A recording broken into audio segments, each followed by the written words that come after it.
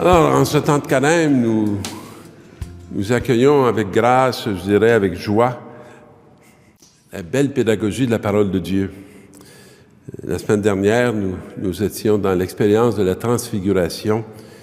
Et cette semaine, on est devant une très belle catéchèse qui est tout à fait baptismale, la catéchèse de la guérison de l'aveugle-né. En sortant du temple, et on sait très bien que c'est ce qui va se passer pour la communauté chrétienne. Et ils vont finir par vivre une sortie du temple. Le temple qui était le cœur même de la demeure de la présence de Dieu dans cette terre sainte, au milieu de ce peuple élu.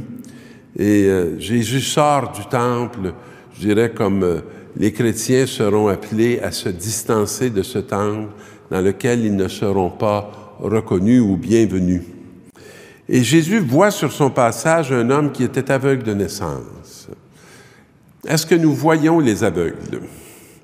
Est-ce que nous voyons et reconnaissons ceux qui ne voient pas? Alors, ses disciples l'interrogent parce que le temple avait un enseignement à ce sujet-là. « Rabbi, pourquoi cet homme est-il né aveugle? Est-ce lui qui a péché ou bien ses parents? » La cécité était reconnue comme une punition, comme une marque du rejet et de l'exclusion de Dieu. Alors, Jésus va répondre et va donner une interprétation complètement, je dirais, aberrante pour les Juifs. Ni lui, ni ses parents. Alors, Jésus n'est pas du tout dans la culpabilité, il n'est pas du tout dans le jugement, je dirais. Mais l'action de Dieu devait se manifester en lui. Alors, ce que Jésus propose, c'est que ces ténèbres-là seront appelées à devenir lumière pour ceux qui voudront s'ouvrir à la lumière. Et non pas des ténèbres qui enferment, mais des ténèbres qui vont devenir sacrements. Il nous faut réaliser l'action de celui qui m'a envoyé. Alors, il ne dit pas que c'est lui, c'est l'action de celui qui l'a envoyé. Pendant qu'il fait encore jour et que ça nous est possible, déjà la nuit approche et personne ne pourra plus agir. Il nous annonce très bien sa passion. Et il nous annonce très bien le moment où il va être arrêté. Tant que je suis dans le monde, je suis la lumière du monde. 2 fois le nom de Dieu. Je suis. Cela dit, il cracha sur le sol et avec la salive, il fit de la boue qu'il appliqua sur les yeux de l'aveugle. C'est intéressant de mettre de la boue sur les yeux, mais sur les yeux de quelqu'un qui ne voit pas. Et je trouve que c'est une très belle reprise du texte de la création de l'humanité, quand Jésus va travailler comme un potier avec de la terre et avec sa salive qui va donner le souffle de vie. Et il fit de la boue qu'il appliqua sur les yeux de l'aveugle et lui dit « Va te laver à la piscine de Siloé ». Je lisais ça, puis je me disais... il y a une grande partie de notre vie qu'on utilise pour faire de la boue. On se traîne dans la boue. On se roule dans la boue. Et on ne voit rien. Et on ne comprend rien. Puis, on doute. Et là, il dit, va te laver à la piscine de Siloé. Alors, il nous invite à vivre une expérience de purification. Et ce nom signifie envoyé.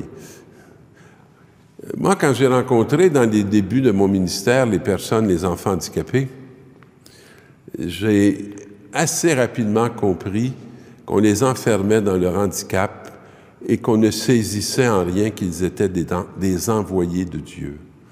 Parce que nous avons une certaine vision de l'homme qui n'intègre pas du tout ses vulnérabilités et ses fragilités.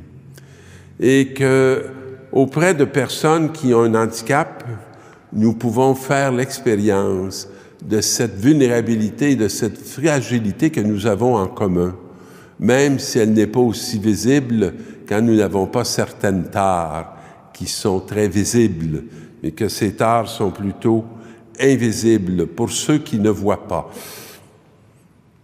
Alors l'aveugle y alla donc, il se lava. Il répond à l'appel de Jésus. Il répond à la parole. Il accomplit et il obéit à l'invitation qui lui est faite. Et quand il revint, il voyait. Et c'est là qu'on voit l'action de Dieu. De faire qu'un aveugle se mette à voir. Ses voisins et ceux qui étaient habitués de le rencontrer, car il était mendiant, donc il voyait des foules, dirent alors, n'est-ce pas celui qui se tenait à la porte pour mendier?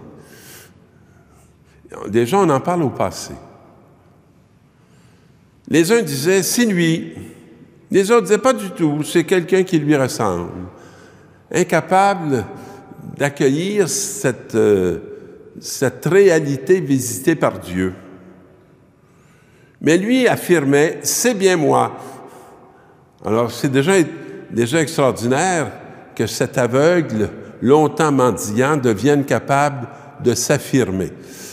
Parce qu'il ne va pas de soi que l'on s'affirme comme humain. Longtemps, on va cacher notre identité profonde, notre réalité d'être des envoyés.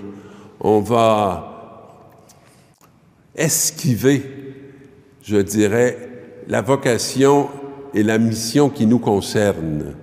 On va se réfugier dans un état qui n'est pas un état de grâce. Mais lui disait, c'est bien moi. Et on lui demandait, alors, comment tes yeux se sont-ils ouverts? Ça aussi, c'est intéressant. On demande à quelqu'un qui ne peut pas l'expliquer comment ça s'est opéré, parce qu'il n'a pas encore fait l'expérience de la rencontre de celui et de la connaissance de celui qui a vraiment changé sa vie. Alors il répondit, l'homme qu'on appelle Jésus a fait de la boue.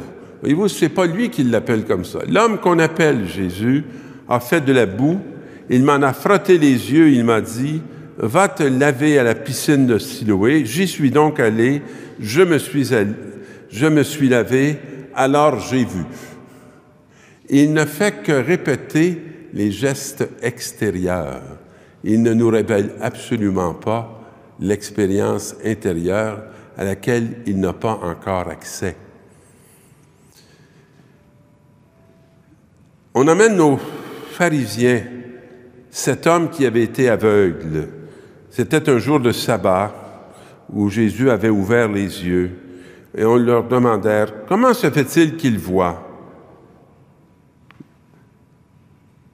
Il leur répondit aux pharisiens la même réponse à peu près qu'il avait fait avant.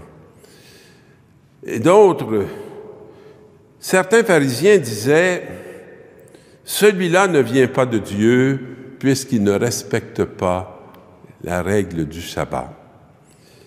D'autres disaient, comment un homme pécheur pourrait-il accomplir des signes pareils? Et donc, ils étaient divisés. Jésus qui emmène une division au cœur même de cette réalité d'homme pharisien. Alors, à nouveau, il s'adresse à l'aveugle. Alors, on voit un dialogue qui passe de groupe à la personne, à l'individu. Et toi, que dis-tu de lui, puisqu'il t'a ouvert les yeux? Alors ça, c'est une belle question qui s'adresse à nous. Nous a-t-il ouvert les yeux? Et nous aussi, il nous a ouvert les yeux. Qu'est-ce que nous disons de lui? Il lui répond, c'est un prophète. Les Juifs ne voulaient pas croire que cet homme qui maintenant voyait avait été l'aveugle, parce qu'il est en train de bouleverser, de chambouler toute leur certitude. Alors, ils convoquèrent alors ses parents. Alors, on passe d'une autorité à une autre. On essaie d'aller chercher l'appui de l'autorité dans le sens de ce que l'on veut bien cacher, de ce que l'on veut bien révéler. Alors, cet homme est bien votre fils et vous dites qu'il est né aveugle. Comment se fait-il qu'il voit maintenant? Et les parents de répondre, nous savons bien que c'est notre fils et qu'il est né aveugle. Mais comment peut-il voir à présent? Nous ne le savons pas. Ils ne sont pas capables de s'affirmer parce qu'ils ont peur de l'autorité des pharisiens. Comment de fois, au nom de Jésus, on se tait? Pas au nom de Jésus, mais non, dans le nom de Jésus, on ne veut pas s'affirmer parce que nous avons peur. Et qui lui a ouvert les yeux, nous ne le savons pas non plus. Afficher des ignorances qui ne sont plus pour nous des ignorances. Interrogez-le, il est assez grand pour s'expliquer. Passer le témoignage à quelqu'un d'autre. Il parlait ainsi parce qu'ils avaient peur des Juifs. Alors, les Juifs s'étaient déjà mis d'accord pour exclure de la synagogue tous ceux qui déclaraient que Jésus est le Messie.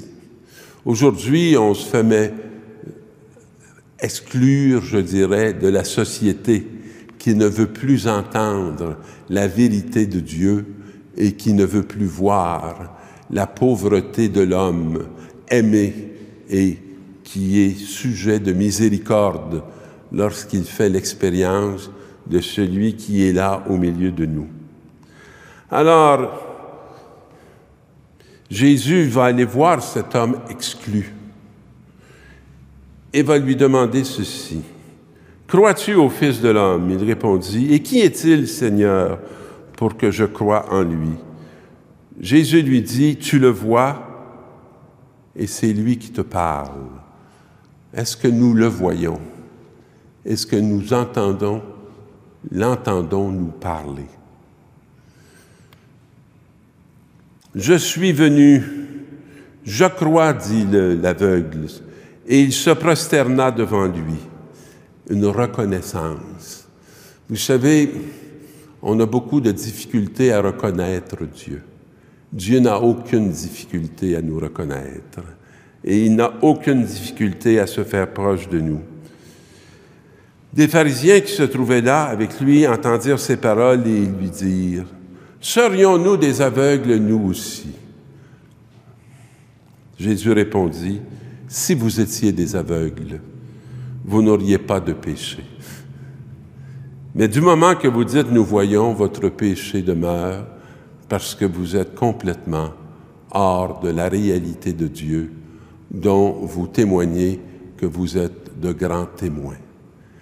Demandons au Seigneur, mes amis, d'aller au-delà de ce que nous ne voyons pas encore pour être capables, dans la foi, de devenir des voyants qui pourront annoncer la bonne nouvelle d'un salut qu'ils auront expérimenté. En Jésus le Christ, bonne semaine, mes amis.